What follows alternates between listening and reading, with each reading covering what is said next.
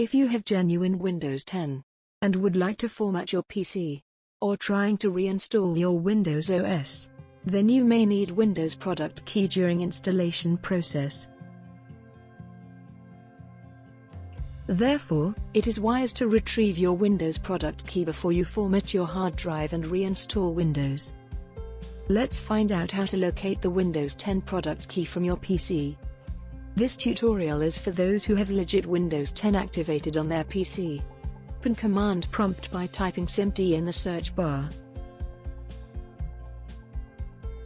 Right-click command prompt and click Run as administrator.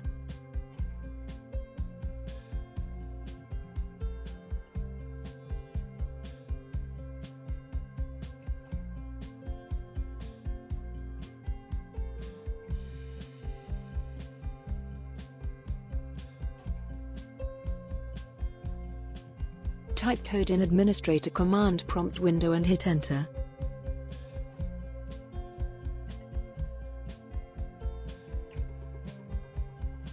You will see original product key of your Windows installation.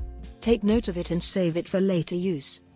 If you find this video interesting, then please do not forget to like, share and subscribe this channel.